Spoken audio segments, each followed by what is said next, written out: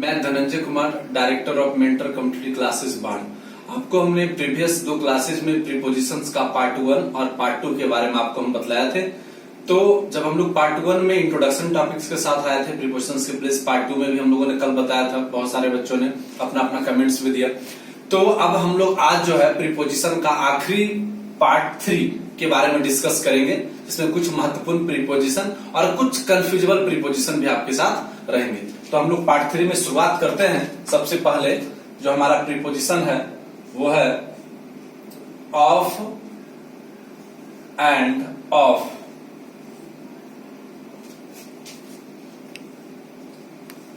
अब देखिए यहां पे जो सबसे इंपॉर्टेंट क्वेश्चन हमारे बीच जाता है, एक है OFF ऑफ और दूसरा है हमारा OF ऑफ। इस दोनों के बीच में क्या डिफरेंस है? तो सबसे पहले हम लोग आते हैं ऑफ को लेकर। ये ऑफ जो है, इस ऑफ का जो सामान्य अर्थ हम लोग बोलते हैं, सामान्य अर्थ होता है बिलगाव। बिलगाव या आप उसको बोलते हैं अलग, या आप कह सकते हैं सेपरेशन। तो इस ऑफ का अर्थ होता है विलगाव, अलग, सेपरेशन। जैसे हम लोग बोलते हैं he is of duty. Duty of नहीं, जरा सा इस पॉइंट पे ध्यान देंगे आप। हमने बोला ही इज ऑफ ड्यूटी, मतलब वो ड्यूटी से बाहर है या वो ड्यूटी पर नहीं है। तो हम लोग ड्यूटी ऑफ नहीं, ऑफ ड्यूटी। तो ही इज ऑफ ड्यूटी मतलब वो ड्यूटी से अलग है, सेपरेट है। एक और एग्जांपल देते हैं, जैसे मान लीजिए ना कि हम लोग शर्ट पहनते हैं, सपोज शर्ट आज तो हम नहीं पहने, लेकिन हम लोग शर्ट पहनते हैं तो शर्ट में एक बटन लगा होता है। मान लीजिए वो बटन टूटकर गिर गई या वो पहले निकल चुकी, तो हम लोग क्या बोलेंगे? A button has comes off, comes off नहीं, बिल्कुल। A button has come off मतलब बटन गिर चुकी है या बटन निकल गई है। कम ऑफ माई शर्ट दे देते तो हो जाता कि एक बटन मेरे शर्ट से निकल चुकी है या गिर गई है। तो हमने क्या बोला कि ऑफ का जो प्रयोग करेंगे, of preposition is used in the meaning of separation. Of preposition का प्रयोग हम लोग सेपरेशन, अलगाव के अर्थ में, बिलगाव के अर्थ में, अलग के अर्थ में, निकल जाने के अर्थ में किया जाता है। जैसे हमने बोला ही इज ऑफ ड्यूटी मतलब वो ड्यूटी से अलग है, ड्यूटी से बाहर है या ड्यूटी पर नहीं है। फिर हमने बोला a button has come off from my shirt, कर सकते थे आप कि एक बटन जो है वो निकल चुकी है, गिर चुकी है, टूट चुकी है। तो यहां पे भी हम लोग ऑफ का प्रयोग किए। तो ये था हमारा OFF वाला जो ऑफ। ऐसे तो जनरली आप जानते ही ऑफ मतलब बंद करना होता है, तो वो कॉमन सा यूज है और हम लोग उसको कॉम्पिटिटिव पॉइंट ऑफ व्यू से नहीं देखेंगे। कॉम्पिटिटिव पॉइंट ऑफ व्यू कहता है कि of refer to separation. Of का अर्थ होता है अलगाव, बिलगाव। आगे आते हैं हम लोग दूसरे पॉइंट पे। एक और जो ऑफ का हमारा सवाल था उस पे आते हैं पहले।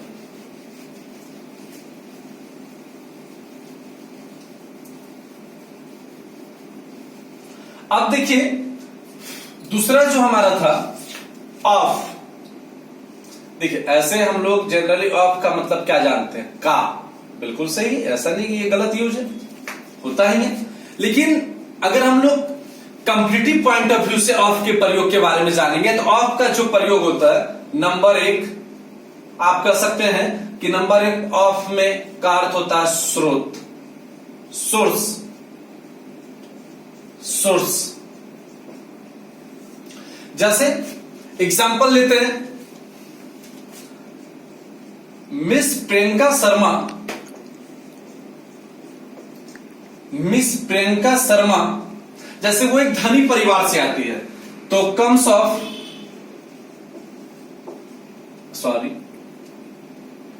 ए रिच फैमिली।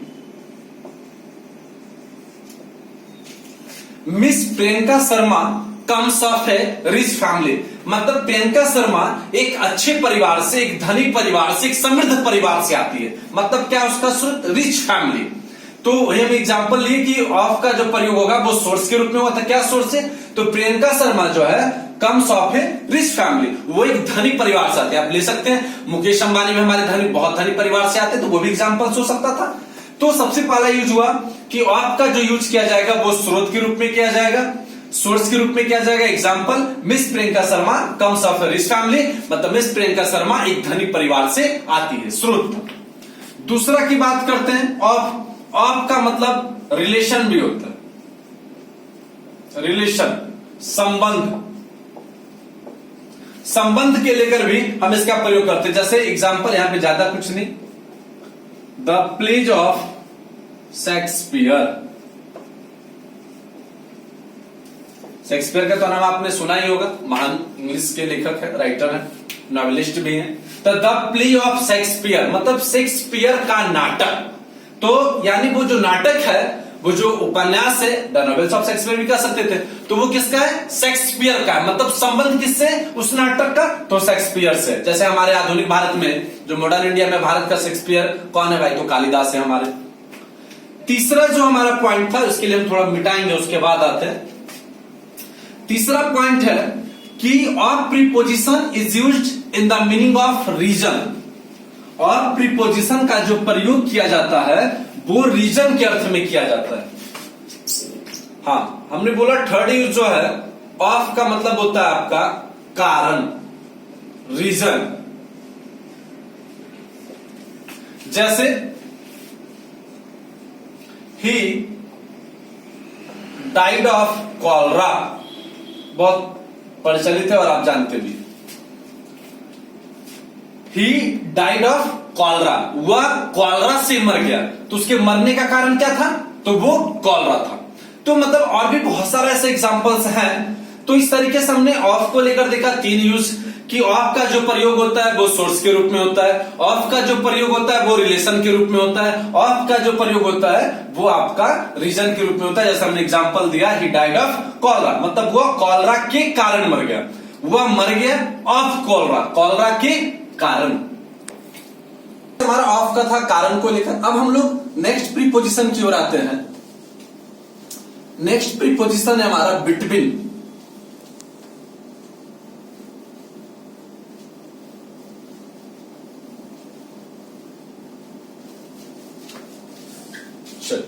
आइए, तो नेक्स्ट प्रीपोजिशन है हमारा बिटवीन, और विथ रिस्पेक्टिव अगर देखा जाए बिटवीन को लेकर तो एमंग। अब देखिए, हमारे माइंड में बिटवीन और एमंग को लेकर एक बात बिल्कुल ट्रांसपेरेंट, जग जाहिर है ये बात, कि हमारे दिमाग में ये आता है, जैसे हम लोग बिटवीन के बारे में बोलते हैं तो हमारे माइंड में एक सेंसेशन बनता है, अच्छा बिटवीन मतलब दो, एमंग अच्छा दो से अधिक। ये बात भी बिल्कुल सही है कि बिटवीन का प्रयोग दो के बीच में होता है, जबकि एमंग का प्रयोग दो से अधिक के बीच में होता है। लेकिन ये कहना कि सिर्फ यही सही है, थोड़ा सा गलत होगा। बिटवीन का भी प्रयोग जब दो व्यक्तियों के बीच, देशों के बीच, राष्ट्रों के बीच अगर रेसिप्रोकल रिलेशनशिप की बात की जाए, अगर पारस्परिक संबंध का चर्चा किया जाए, तो वैसे कंडीशंस में एमंग के रूप में बिटवीन का भी प्रयोग किया जाता है। जैसे एग्जांपल में हम लोग देंगे, बाद में फिर लिखवाते हैं कि there is a treaty between 4 countries. There is a treaty between 4 countries मतलब 4 देशों के बीच एक समझौता हुआ। There is alliance between 4 parties in our country, हमारे देश में 4 पार्टियों के बीच एक गठबंधन हुई। तो ऐसा नहीं है कि नहीं कर सकते, लेकिन हाँ उसके लिए कुछ सर्कमस्टांसेस है, कुछ कंडीशंस है, उसको फॉलो करेंगे। तो पहले हम लोग बारी बारी से आते हैं बिटवीन को लेकर। तो पहला जो बिटवीन को लेकर है, के बीच, खास करके दो के अर्थ में, ये तो आप जानते भी हैं। जैसे एग्जांपल ले सकते हैं कि Sunita is sitting, Sunita is sitting between Radha and Meera.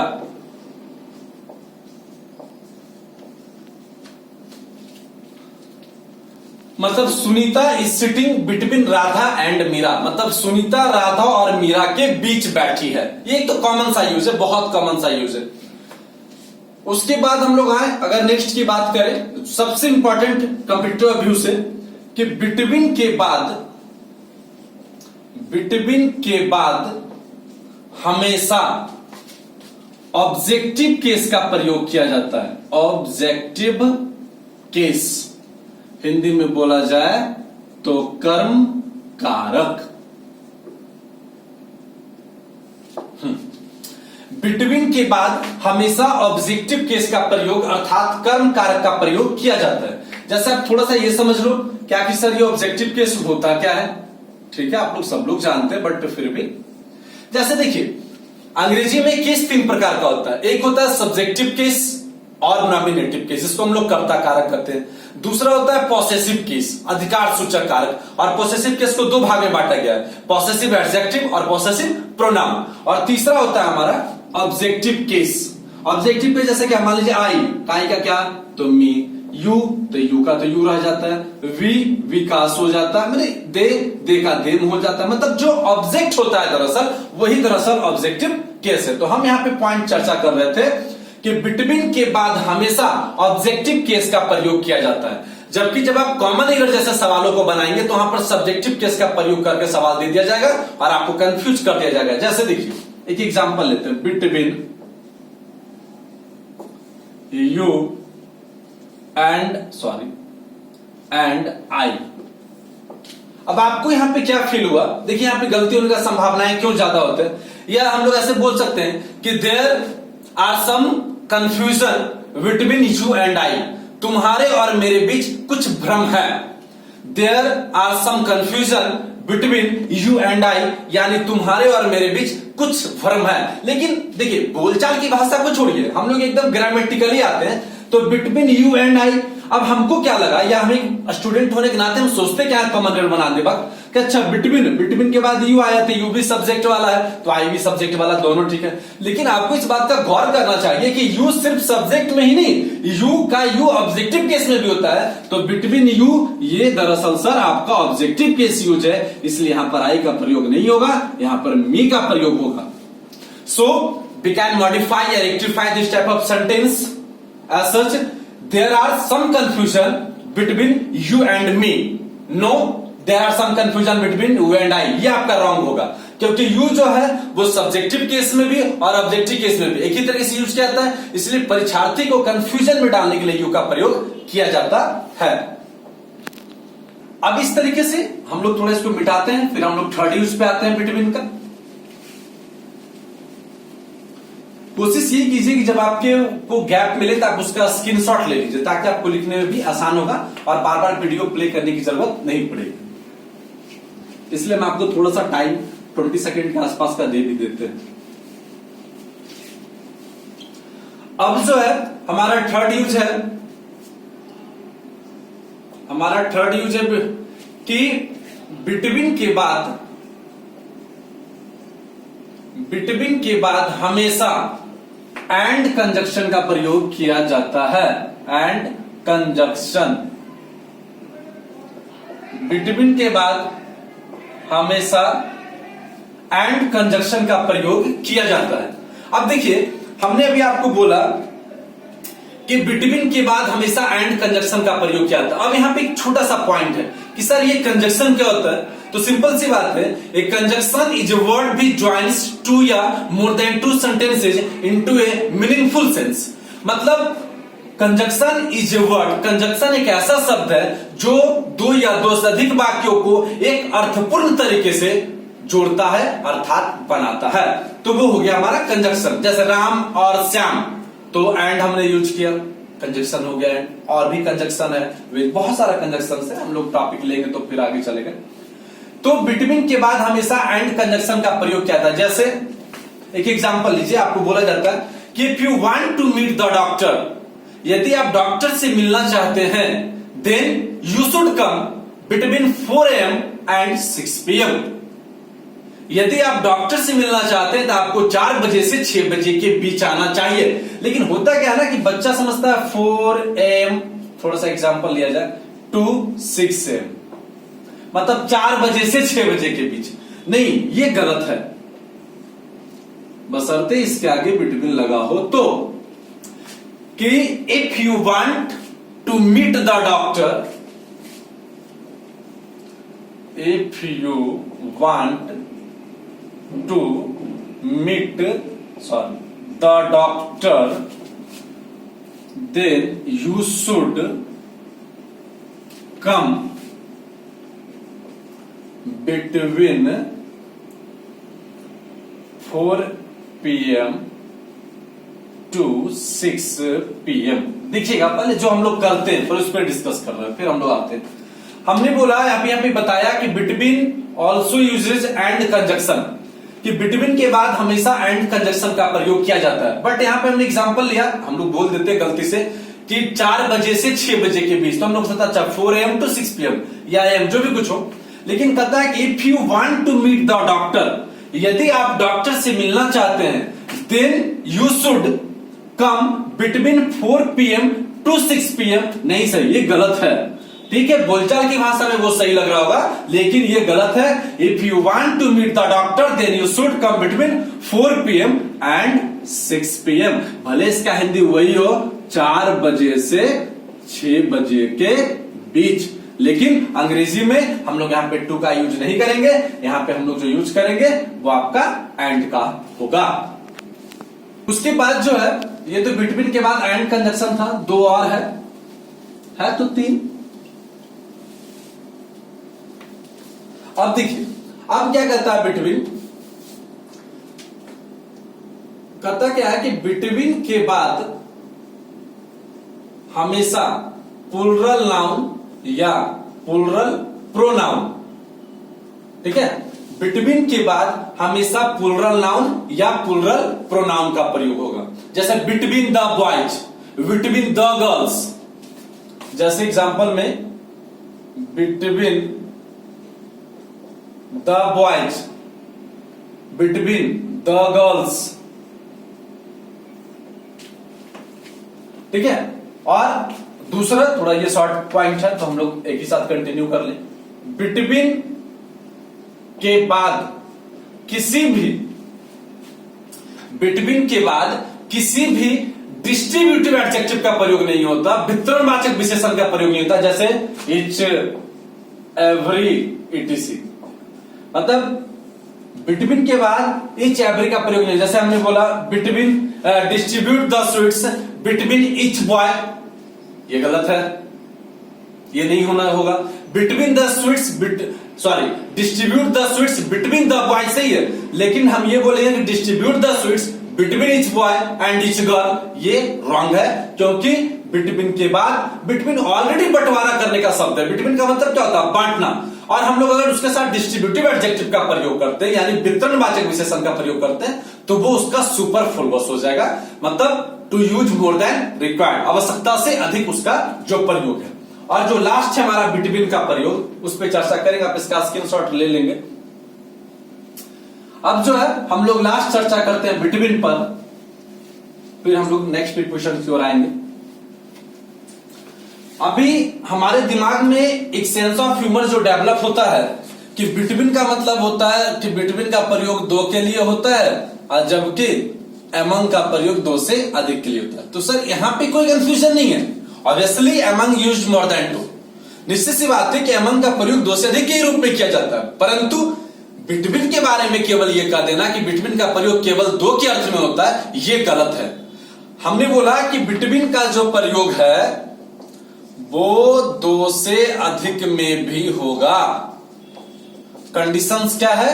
Conditions है यदि उनके बीच रिसिप्रोकल रिलेशनशिप हो, यदि उनके बीच रिसिप्रोकल रिलेशनशिप हो। हिंदी में थोड़ा सा हर्षी दीर्घ का प्रॉब्लम होगा तो आपका देख लीजिएगा। पारस्परिक संबंध हो, अगर उनके बीच रिसिप्रोकल रिलेशनशिप है, पारस्परिक संबंध है, पारस्परिक रिश्ते हैं, तो वैसी स्थिति में 2 से अधिक के रूप में भी हम लोग बिटवीन का प्रयोग करेंगे। जैसे हमने एग्जांपल लिया था, आप भी देखेंगे, there is a treaty. Treaty एक तरह से कॉम्प्रोमाइज होता है, समझौता। एमओयू होता है ना, मेमोरेंडम ऑफ अंडरस्टैंडिंग, दस्तखत होता है 2 देशों के बीच। तो there is a treaty between 4 countries,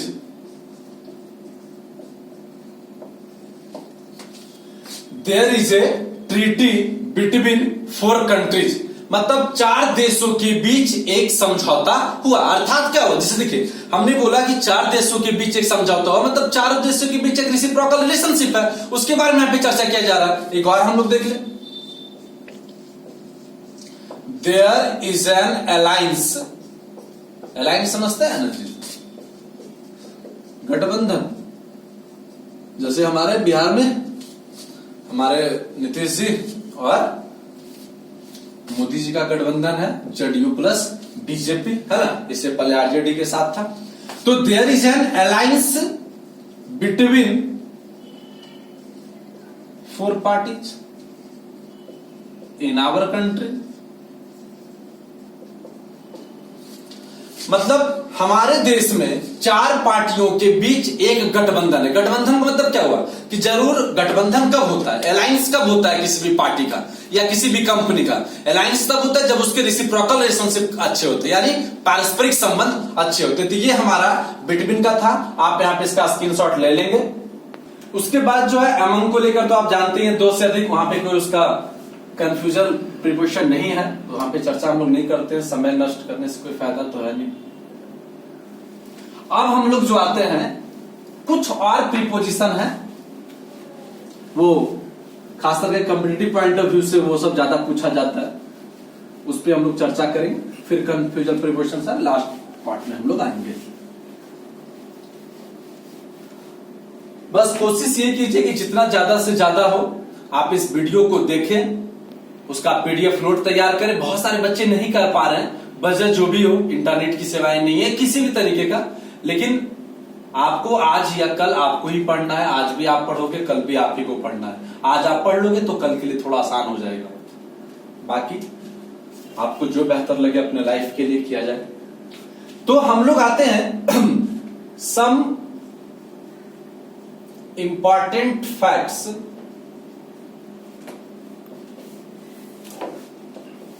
about preposition.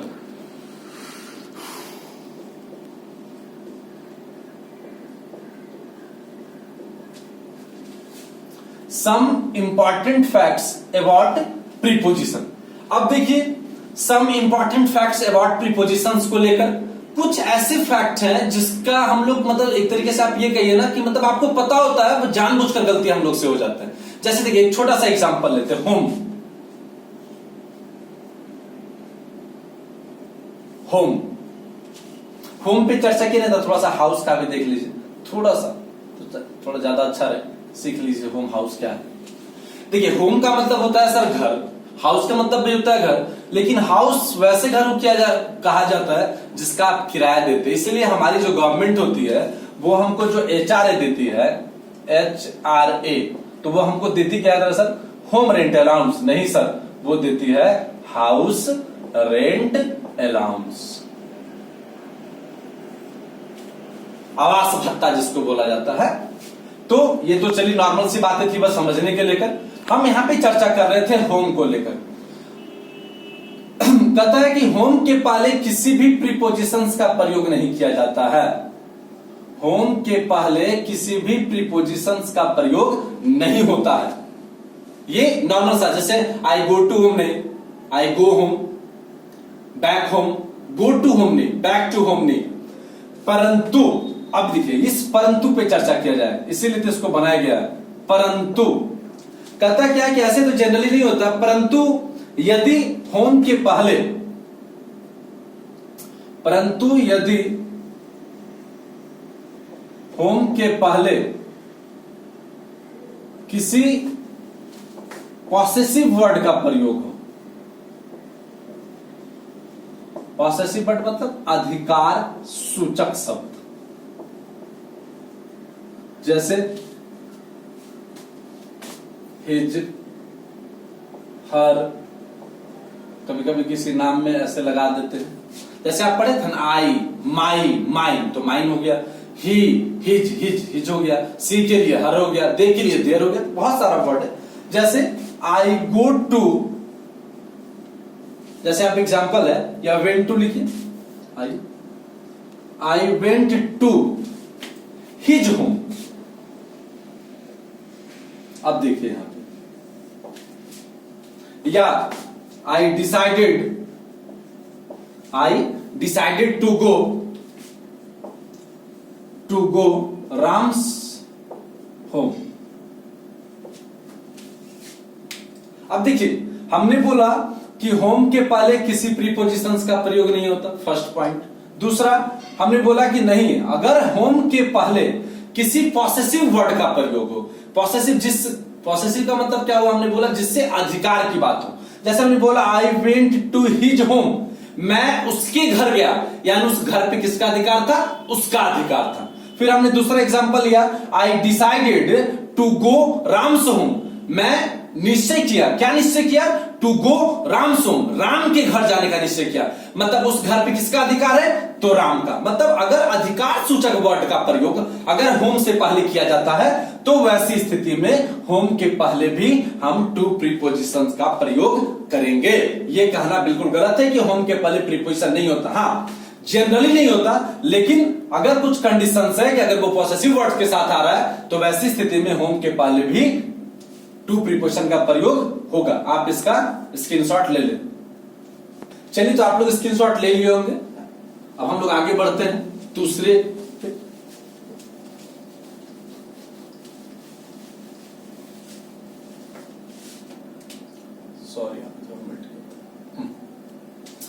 दूसरा पॉइंट है, कहता है कि कुछ ऐसे ट्रांजिटिव वर्ब होते हैं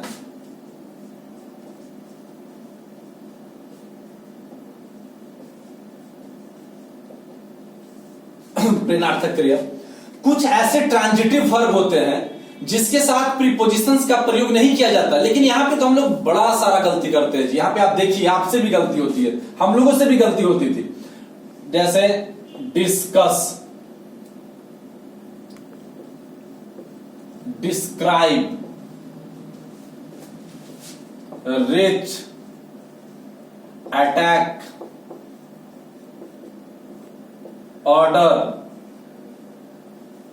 इट इज योर भी होगा, जो ज्यादातर परीक्षा में पूछा जाता है। डिस्कस के साथ कोई प्रीपोजिशन नहीं, डिस्क्राइब के साथ प्रीपोजिशन नहीं, रिच के साथ प्रीपोजिशन नहीं, अटैक के साथ नहीं, ऑर्डर के साथ नहीं, क्योंकि इन सब शब्दों के बाद सीधे सीधे क्या आता है हमारे पास, सीधे सीधे किसको रखा जाता है, ऑब्जेक्ट को, कर्म को।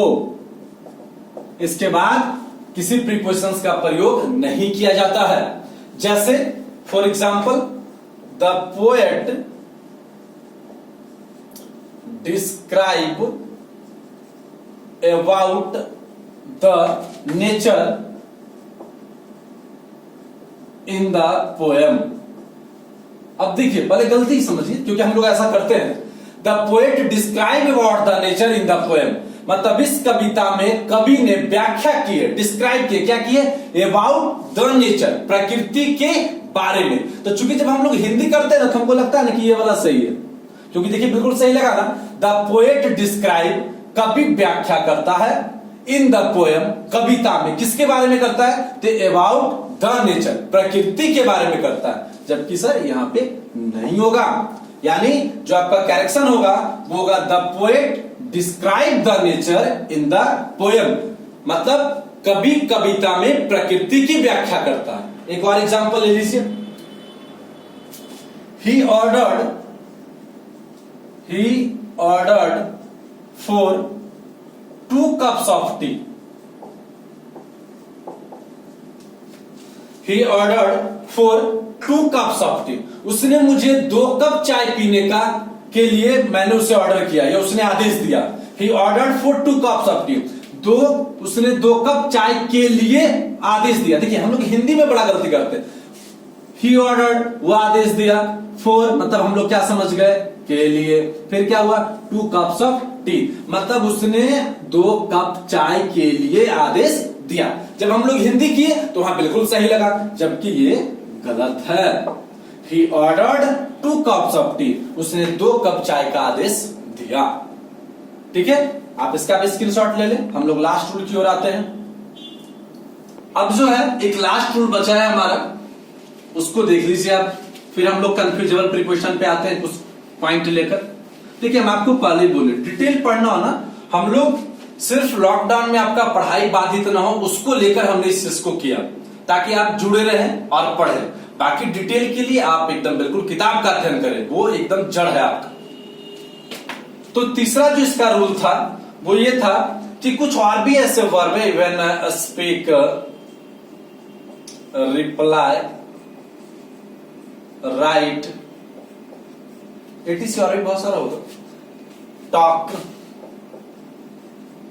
कहता है कि स्पीक, रिप्लाई, राइट, टॉक, ये ऐसे वर्ब है किसके बाद हमेशा टू का प्रयोग होगा। कब? यहां पे देखिए कंडीशंस देखिएगा, स्पीक, रिप्लाई, राइट, टॉक के बाद टू का या मीन्स टू प्रीपोजिशंस का प्रयोग होगा तब जब इसके बाद सीधे कोई ऑब्जेक्ट आता है, और वो भी कैसे? तो वो लिविंग के रूप में, यानी व्यक्ति के रूप में। देखिए कितना बड़ी बात है, हमने बोला स्पीक, रिप्लाई, राइट, टॉक के साथ टू प्रीपोजिशंस का प्रयोग तब किया जाएगा जब इसके बाद कोई ऑब्जेक्ट हो, और ऑब्जेक्ट भी आपका लिविंग बीइंग्स में होना चाहिए, ह्यूमन बीइंग्स होना चाहिए, अर्थात व्यक्ति होना चाहिए। जैसे she did not reply to me, उसने मुझे जवाब नहीं दी, या उसने मुझे जवाब नहीं दी। अब देखिए यहां पे she did not reply to me, अब देखिए यहां पे आया रिप्लाई, रिप्लाई के बाद क्या आया जी? To preposition. तो रिप्लाई के बाद टू प्रीपोजिशन तब आएगा जब इसके बाद सीधे सीधे ऑब्जेक्ट का प्रयोग होगा, और ये ऑब्जेक्ट एक ह्यूमन बीइंग्स होगा, एक व्यक्ति होगा। लोग क्या कहते हैं? She did not reply me, नहीं, रिप्लाई मी नहीं, she did not reply to me, उसने मेरी बातों का जवाब नहीं दिया। एक और एग्जांपल देखें, you never write to me, you never write to me, तुमने मुझे कभी नहीं लिखा, या तुम मुझे कभी नहीं लिखती हो। तो इस तरीके से स्पीक, रिप्लाई, राइट, टॉक के साथ टू का प्रयोग तब होगा जब उसके बाद कोई ऑब्जेक्ट आएगा, और ऑब्जेक्ट भी जो आएगा वो एज ए ह्यूमन बीइंग्स आना चाहिए, व्यक्ति आना चाहिए, उसके बाद ही हम लोग इसके बाद टू का प्रयोग करेंगे। चलिए अब हम लोग आज का क्लास लास्ट करने से पहले हमने बोला था कुछ का, अब पूरा तो नहीं लिया जा सकता एग्जाम्पल, कुछ एग्जाम्पल हम आपको लिए ताकि आपको समझ में आ जाए हम किस टॉपिक के बारे में बात कर रहे हैं, ताकि आप लोग डिटेल से उसे घर में पढ़ें। आप अगर बोलेंगे तो हम उसका पीडीएफ आपके पास भेज देंगे, जैसा होगा। अगर आपको उसका पीडीएफ चाहिएगा तो आप हम कमेंट बॉक्स में लिखेंगे, हम आपको उसका पीडीएफ मुहैया करवा देंगे। तो कुछ कंफ्यूजेबल प्रीपोजिशन पे आते हैं।